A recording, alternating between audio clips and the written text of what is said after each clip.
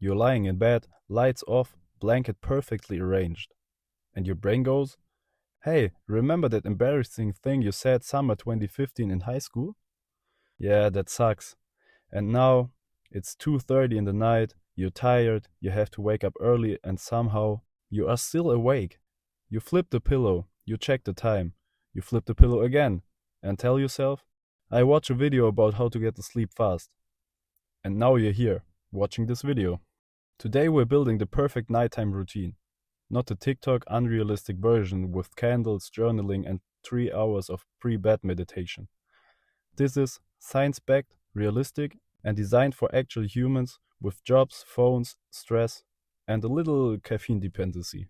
By the end of this video, you'll know why your brain refuses to shut up at night, what actually helps you fall asleep faster, and how to build a routine that works most nights, not just on vacation.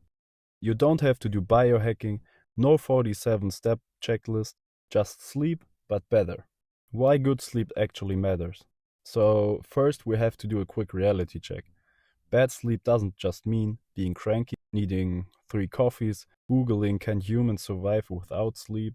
Chronic bad sleep is linked to worse focus and memory, higher stress and anxiety, poor emotional control, weaker immune system, higher risk of heart disease and metabolic issues. Also, a little fun fact, after one bad night of sleep, your brain reacts to stress up to 60% more strongly. So if you ever thought, why am I emotionally unstable today? Congratulations, it might be sleep. The science-based nighttime routine. Let's break this into simple steps. First, stop trying to force sleep. First rule of good sleep is not a performance. The more you try to force it, the more awakened you get. Your brain has 2 modes. Rest mode, which is sleepy and calm. Threat mode, which is alert and stressed. Lying in bed thinking, why am I not asleep yet? Puts you straight into threat mode.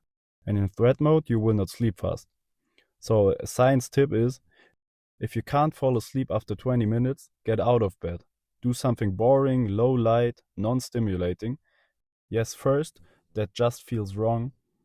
But no, your bed will not miss you. The goal is to teach your brain bed equals sleep, not thinking about everything and anything about 2 hours. Consistency over perfection. Your brain loves patterns. Going to bed and waking up at widely different times every day is like flying to a new time zone every single night.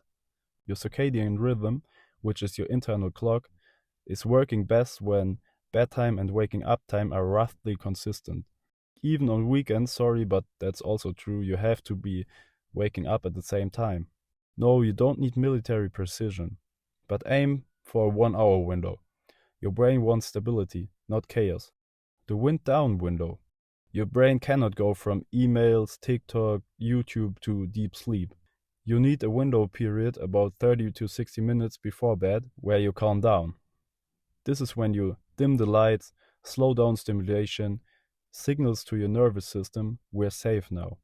Good options could be light stretching, reading something boring but not stressful, calm music, warm shower, which will cool your body temperature and help sleep.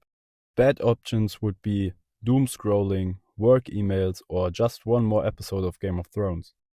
Screens not evil, just badly timed. Let's be realistic.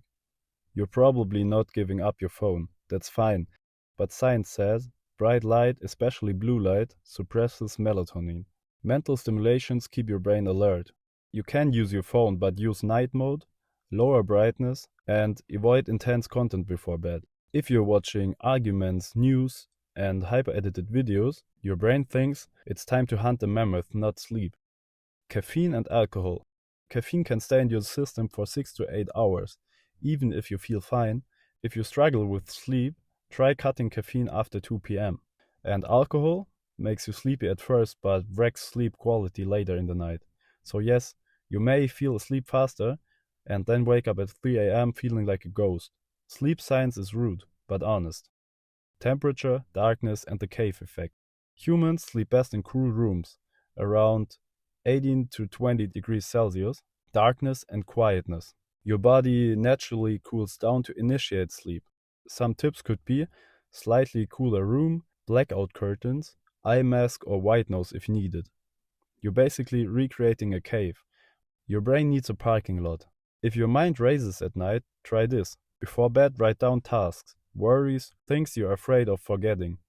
This tells your brain, it's handled, we are dealing with it tomorrow. This isn't journaling for aesthetics, this is mental clutter management. And lastly, a quick bonus, the morning secret. Better nights start in the morning. Get sunlight early in the day. Reset your circadian rhythm. This will help melatonin release at night. Even 5 to 10 minutes outside will help. And yes, this means going outdoors. So let's pull it all together. A good night routine is not perfect, aesthetic, or Instagrammable. It's consistent, calm, and boring, but in a good way. You don't need to do everything. Pick 2 to 3 habits and stick with them. Sleep improves through patterns, not hacks. So if you're struggling with sleep, it's not because you're broken. Your brain just trying to protect you. Good sleep isn't about doing more. It's about doing less, more consistently. Start small, be patient, and your future well-rested self will thank you. If this helped you, give it a like, share it with someone who also fighting their pillow at night, and subscribe for more science-backed self-improvement without nonsense. Now try to sleep, but don't force it. I hope I will see you in future videos.